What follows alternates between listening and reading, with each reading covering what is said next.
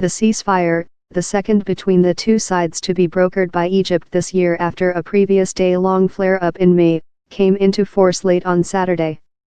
Everyone understands that unless the situation is defused, we will very quickly be back to another confrontation, UN envoy Nikolay Mladenov told reporters at his office in Gaza.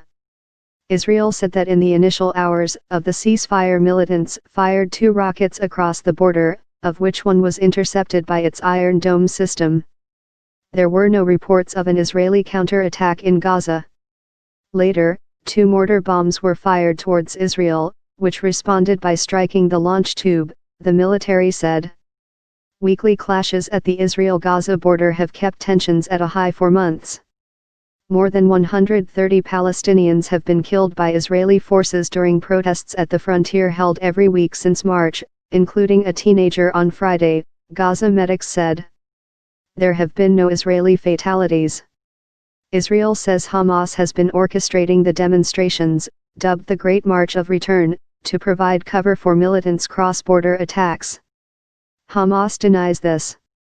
Our policy is clear, we hit with great might anyone who harms us, Israeli Prime Minister Benjamin Netanyahu told his cabinet on Sunday. I hope that they, Hamas, have gotten the message. If not, they will yet.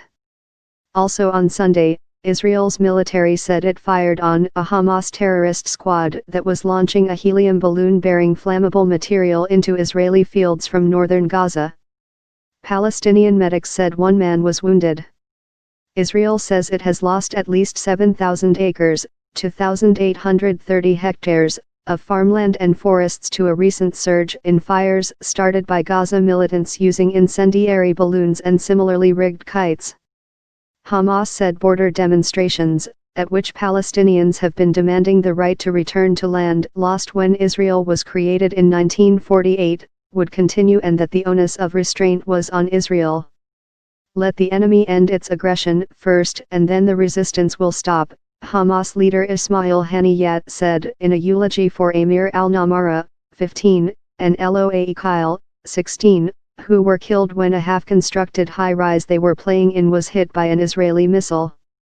The Israeli military said the building had been used by Hamas for urban warfare training.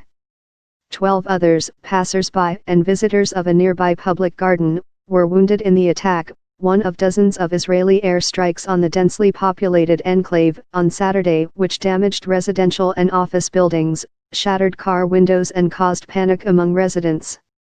He wasn't carrying a rocket. He was just an innocent kid, said Amir's grandfather Walid al-Namara at the boy's wake. We want the calm to last, and for them to agree on a solution that will benefit the Palestinian people. The surge in violence comes as Palestinian hopes for an independent state have dwindled and peace talks remain stalled.